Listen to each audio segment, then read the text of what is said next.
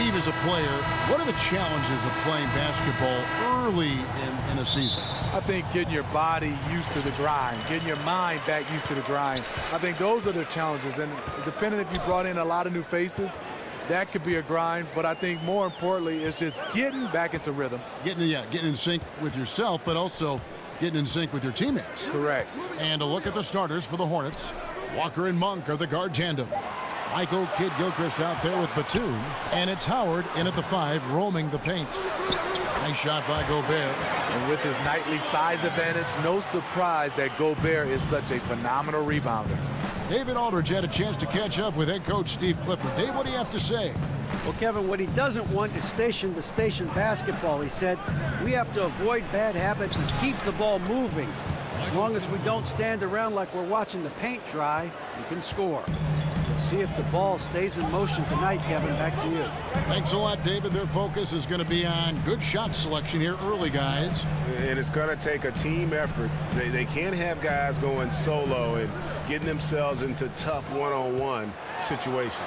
It wouldn't hurt to focus on their low post game. It doesn't get any more high percentage than those easy looks in tight. You can see there the defender allows himself to get picked. You know, it's all about effort. Sometimes you're going to get hit on hard screens. You just have to fight through them. Screen by Howard. Kidd-Gilchrist a screen on Johnson. Batum dishes to Howard. Tries to keep it alive. Utah with the rebound. Yeah, you won't see him miss many dunks unless you've got somebody right in his face, as was the case there on that possession. Now here's Hood. Johnson kicks to Gobert. And stolen by Howard. Here's Monk. And then Monk with the dunk. Yeah, still commanding a lot of defensive attention. Howard just keeps his head up and finds the open man. For Utah, they've gone 2 of 3 here to start out the game. And maybe not as highly touted as some other guards that went before him, but Malik Monk can be scary on the floor. He can get hot like no other, and once he's dialed in, the points just seem to flow. Yeah, the aggressive D inside leads to a missed opportunity there. You know, he had terrific position, does a good job of affecting the shot without fouling. Love the determination he showed there, getting himself into good position under the glass. With the presence of mind to know just where the rebound was going to come down. Well timed. Gobert the screen. Here's Ingles. Good for the basket. Starting off 1 for 1 with that shot.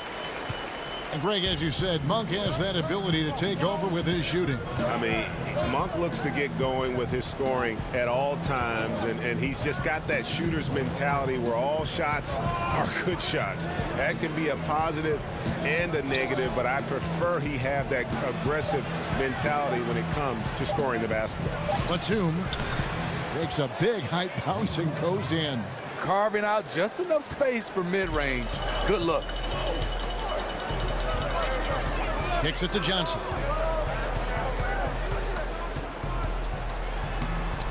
The shot comes out. Some solid defense from Kidd-Gilchrist. Now, here's Monk. Ingles covering. Stolen by Rubio. And now at the fast break, Rubio with the ball. Buries the jumper to finish the break. Rubio's got 5 now. So often the setup man in transition. This time, Rubio takes it himself.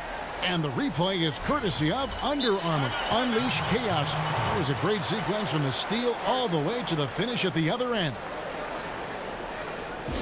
And now the first timeout called here for the Hornets.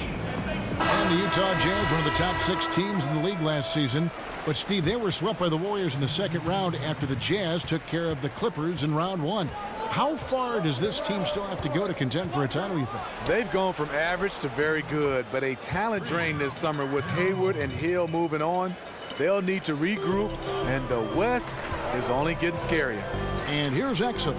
Kemba Walker hitting his 3 to go. Jerebko kicks to Exum. The feed to Mitchell. Fires the 3. And Utah another 3. Okay, it's on. Trading blows here from distance. You know what? Both sides are in rhythm. The defense out there having no effect. Now, here's Walker. Off the screen, and Charlotte again with the bucket. Guys, 7 times the lead has changed hands here now. Yeah, that number should easily top double figures before it's over. Here is Favors. Pass to Exum. Favors with the screen. Burks kicks to Mitchell. 6 on the shot clock. And Utah again with the bucket. Tough to work your way around Favors. A big body setting that screen. Picked by Zeller. Lamb with the ball. Outside Williams. Over Favors. And the rejection by Favors. A good close contest so far as we finish the first quarter. Utah out in front. They lead by 1. Live from Vivint Smart Home Arena, you're watching 2K Sports. And Derek Favors, known for his work ethic, and he talked about his focus on developing his skills. I just want to get better. I just want to keep improving as a player throughout the year, just get better, keep making strides, and keep getting better in every aspect of my game. Well, the desire is there, and sounds like the commitment that he's showing is to how far, Greg, you think he can go? Well, you talk about desire and commitment, and then you throw in the fact that he has the talent that can be built upon and improved. One big factor will be injuries. That's the big X factor that determines so many more careers than desire. Talent and commitment, you need to stay on the court. Well, up to this point, a closely contested game as we start the second quarter. And taking a look at the Jazz performance here, guys, what have they been doing or not doing? I mean, what's interesting for me, first quarter, they're already getting points from their reserves. Well, this is why you have a scouting department. You want to uncover those role players who can make an impact. And a chance here presented by Gatorade to see who's on the floor, all fueled up and ready to go for the start of the second quarter. On the court for Charlotte, down low it's Kaminsky and Zeller. Jeremy Lamb out there with Kemba Walker. And it's Williams at the small forward. Here's Kaminsky. Derek Favors making his last shot. I'll tell you, the defense dodging a bullet right there. That's his shot. You know, Derek Favors has played alongside a lot of different type of centers. That's why he's worked so hard to add a jump shot so it's not all clogged up in the middle. Now, here's Burks. He hasn't yet put up any points in this one. Favors with the screen. Yarebko the pass to Mitchell. Off the mark and a bad shot there. You know what, I'll tell you, he's got nothing here in the second quarter after just one made shot in the first. And the Hornets miss again. And Steve, when you look at Favors, if you had to pick, do you play him at power forward or do you play him at the 5? You play him at the center? I think in the old days you play him at the power forward position, but I think right now, nowadays, he's maybe a shade better at the center spot. It's close. You could argue either way. So it's the Jazz now after Jeremy Lamb's three-pointer that didn't go. Let's see some numbers here on Frank Kaminsky, how he performed last season. Last season chipped in 11 points per game, 4 rebounds and 2 assists. And for a reserve big man, not a big drop-off when he checks in the game. Totally. Two you want shots. your team to at least hold court when the reserves come in. He definitely keeps you solid up front.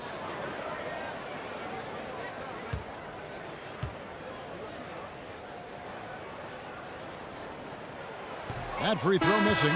And with all the young, talented players in the NBA, so much upside for the league, for the individuals, for the team, Smitty.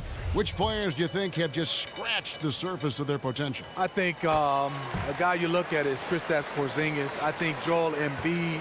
I look at Jabari Parker, another guy. I think Julius Randle with the Lakers is a guy who's just scratching that surface. Those guys have a chance to be great. Now, here's Batum. And he was fouled on the way up. 2 free throws now for him. And as great as Nicholas Batum is, the one issue he's dealt with, Greg, his entire career is staying consistent during games. And with his skill set, it is hard for Batum to be completely absent.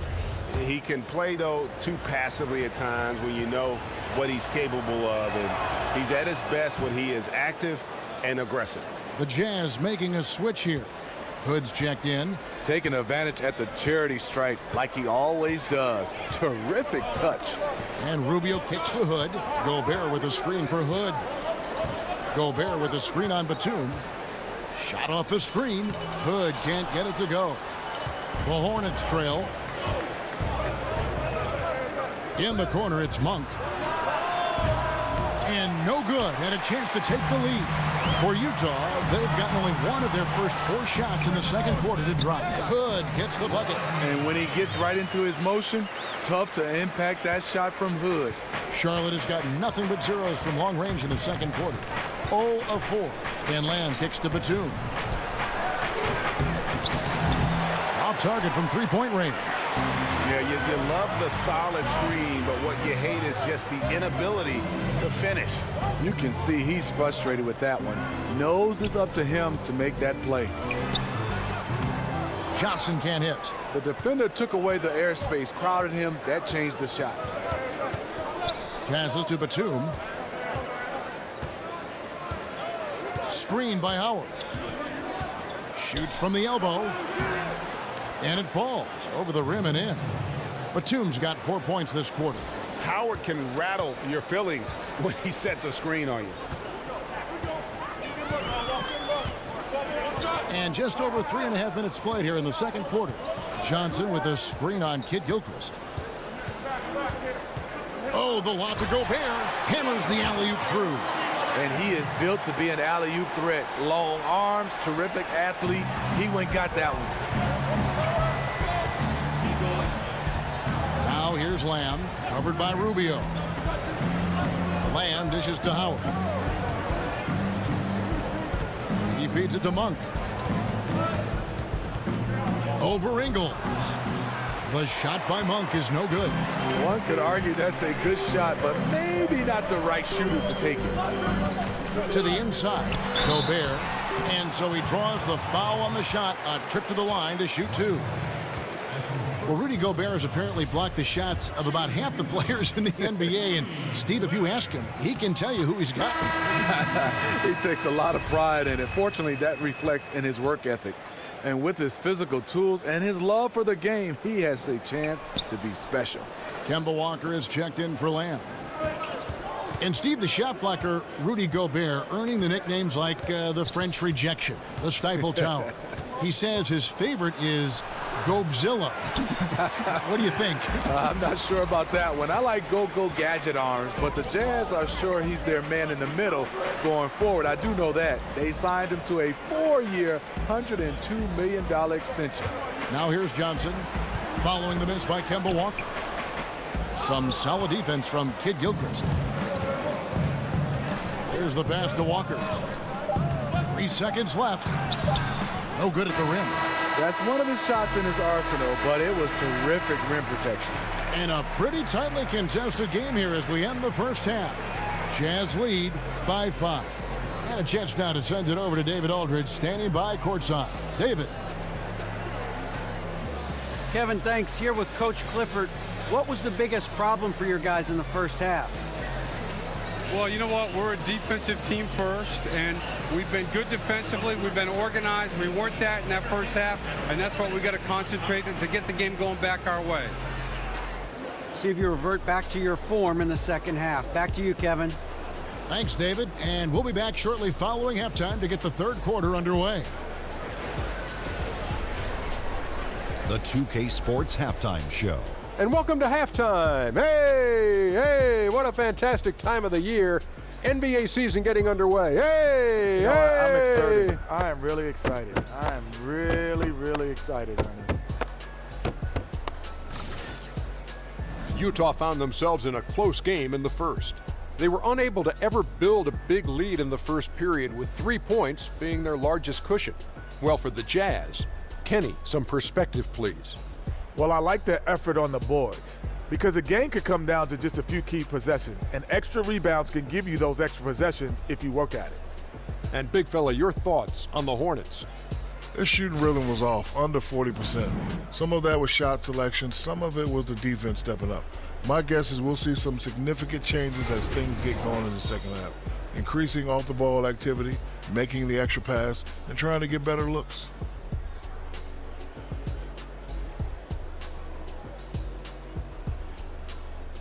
That about wraps it up. Time now for the second half of the game. We go to Kevin Harlan for the call.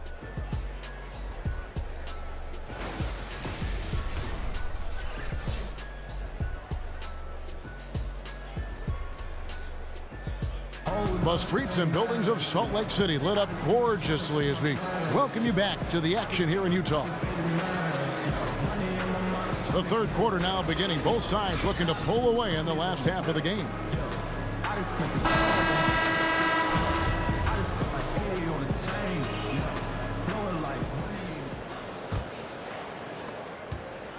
Hornets trail by 5. We've got Rodney Hood. Johnson is out there with Rudy Gobert. Then it's Ricky Rubio. And it's Ingles in a shooting guard. That's the group right now for Utah. Johnson outside. So he gets the whistle. Contact on the way up and 2 shots coming up. ISO Joe Johnson in his mid-30s, but he's still a closer. You need a game winner, put the ball in his hands. And Joe Johnson, Steve, able to get his shot off anytime. You know his nickname, Kevin, is ISO Joe. He has great size, and more than anything, it's his confidence. Trust me, he's very accustomed to scoring with a hand in his face. And Joe Johnson with a long and illustrious career like yourself, Smitty. He had the very good years in Atlanta. When you think of Joe Johnson, what comes to mind? You know, the first thing is he has great handles for a player of his size. The crossover, able to get the defenders on their heels, and he does it in slow-mo. But he can score from anywhere. Now, here's Rubio. Following the miss by Kemba Walker. Pulls it up. Another miss by Johnson. Yeah, another missed opportunity, and you can just see the frustration. He wants to help his team, but when you're in position to finish, it's hard to turn that down. Now here's Howard. He dishes it to Monk. That's good. And so Howard with the assist. Monk's got 5 points so far. And you gotta love that three-point stroke of Monk. I mean, he's got such a high arcing shot there. It gives it a good chance to go in from deep. And here we go. Fast break. Kid Gilchrist has got it. Third quarter of basketball, about a minute and a half in. So the whistle blows on the shot and 2 free throws for the contact right there. And when Howard loads up inside, I think the defense is smart to foul and send him to the line. Charlotte shooting their 3rd and 4th free throw shots of the night. You heard a lot of legends saying Dwight Howard should dominate in the post. I think he still can on the defensive end, not so much on the offensive end. Here's what Utah's going with right now. Jerebko's checked in for Johnson. Mitchell comes in for Joe Ingles, and it's Dante Exum in for Ricky Rubio. Exum kicks to Gobert. Nice ball movement by Utah. Out to the wing. 4 on the clock. Here's Exum. And not a good shot for him. They can get better looks than that. You know, Steve, even at his peak, Dwight Howard probably dominated more with force than with finesse, perhaps. You're so correct. He dominated with defense, rebounding, and finishing with power. That was enough to make him a superstar. He's never been the most skilled offensively. He hasn't needed to be. Now Monk, after Dante Exum's three-pointer that didn't go. And it's Howard finishing it off. And Howard always one of the top offensive rebounders in the league. Exum kicks to Jerebko. Pass to Exum. Dishes to Hood. Gobert the screen. From 15 feet away, and it's Mitchell missing. The Hornets have gone 2 of 5 shooting here in the third quarter. Here's Monk. Oh, no, he may have gotten injured right there. He's in a lot of pain. And I feel like we see this all too often. Injuries, they play such a big part of the game. Well, the explosive moments, the quick change of direction, a lot of stress put on the body. Catching up on the changes for Charlotte. Cody Zeller's checked in for Howard. Kaminsky comes in for Michael Kidd-Gilchrist. And it's Lamb in there for Monk. Derek Favors checked in for Utah. Alec Burks comes in for Rodney Hood. Here's Lamb. He's had some playing time, but no scoring yet from him. Pick by Zeller. And a wide open look for Walker. Drills the three-pointer. And the Hornets lead by 3. Steve, as a player, do analytics give you a path to say, you know, I should change and lean more toward this, or I should stop doing that because I'm better at this? Does that ever enter a player's mind, you think? Hey, Kevin, I think guys should look at these numbers. When you're saying from this spot you're shooting 20%, stop shooting from that spot. And from this shot you're shooting 80%, you might want to get to that spot. So I think in those cases, yes, analytics work. And when you're shooting a 3 and you're shooting about 30%, you need to step in. They've been looking out of sync offensively. Yeah, their offense has ground to a standstill. Yeah, momentum right now is against them. They're just going to have to figure out a way to ride this one out. You know, easier said than done. What they need to do is string together some positive plays, try to turn the tide. Exum kicks to Favors. Over Zeller. And it hung on the rim, but wouldn't fall for him. Feeds to Kaminsky. Outside Williams. Jacks up a 3. He can't get that one to fall. And Utah the other way now. They time it right. They can end this quarter with a 2 for 1. And that's how you want to end the quarters. Burks kicks to Yarebko. Here's Favors. Will it go? Favors. Now Exum.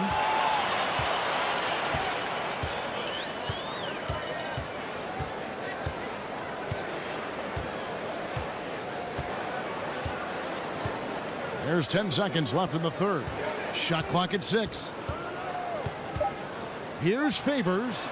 Well, it was only a matter of time, but they finally get the bucket. Favors has got his second bucket of the game to go. And so it's the Charlotte Hornets with a 6-point lead at the end of the quarter. Trailing to start the quarter, they battled hard and pulled off a tremendous comeback. Now enjoying the lead. We'll take a quick break and then back to the action here.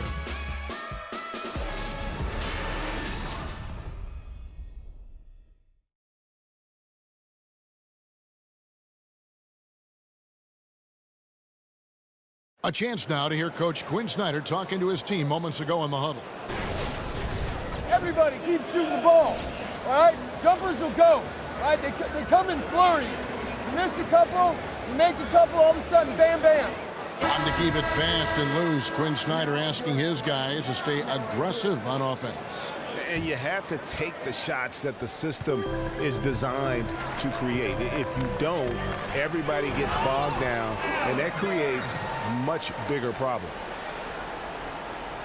And thanks for joining us again as the fourth quarter of play is set to get rolling. It's been a close battle to this point.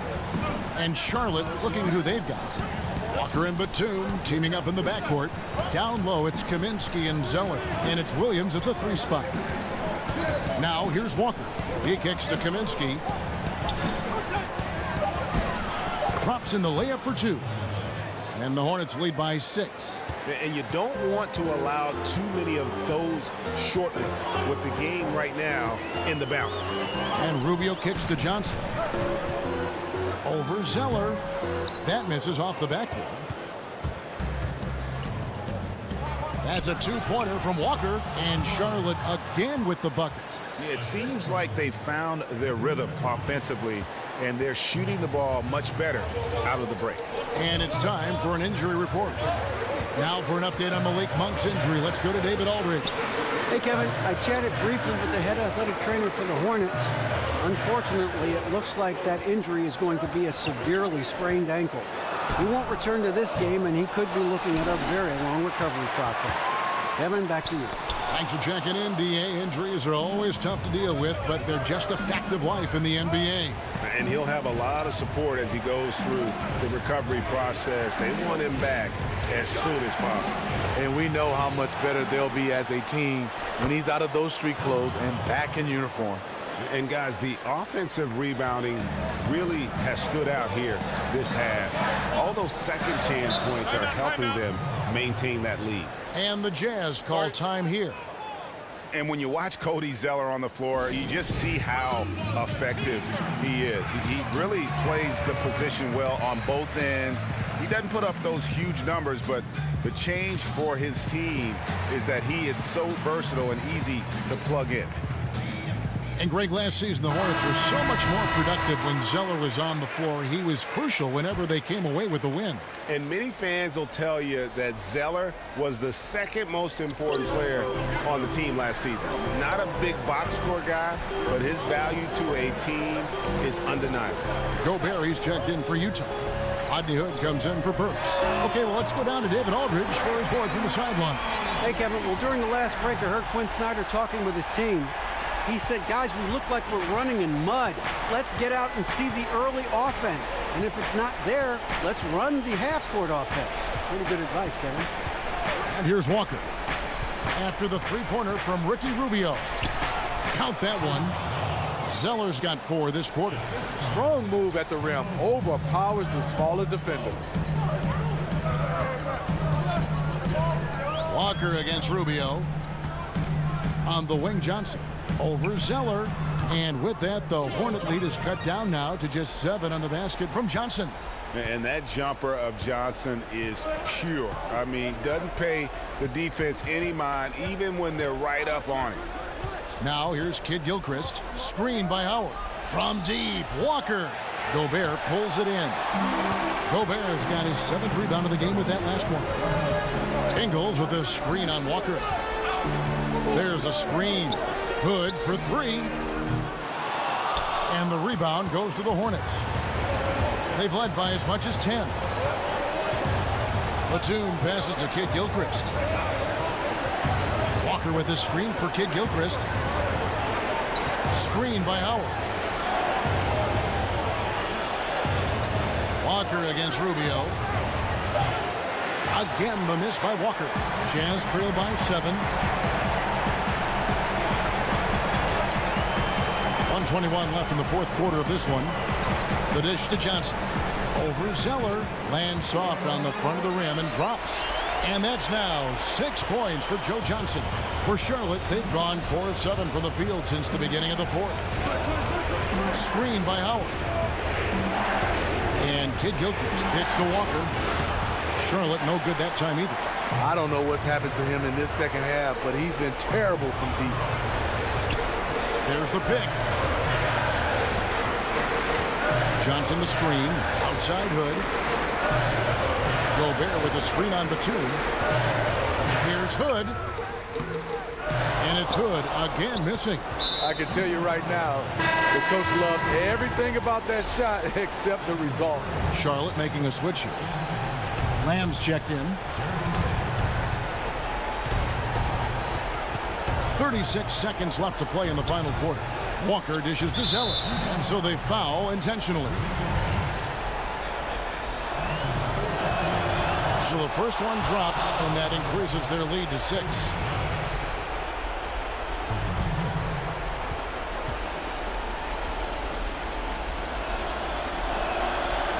And he cannot convert on the second. That misses.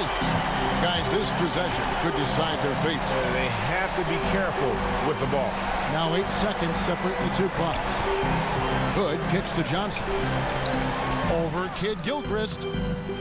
Johnson can't get it to go. And that's the look this offense is designed to produce. Always frustrating when you do everything right, yet just can't complete the play. Good on the first, and that makes it a 7-point lead. And so both free throws are good, and it's an 8-point game. And the Jazz call time here. They're behind by 8. There's 14 seconds left in the fourth quarter. Guys, what do you think? And this is what happens when you dig yourself a hole it's hard to climb out of. You know, this part of the game, focus on good execution. The rest will take care of itself.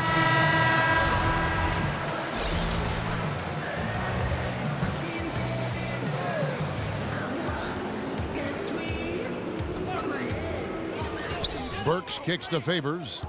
The feed to Exum. Shoots a 3. It's rebounded by Charlotte. Pass to Carter Williams.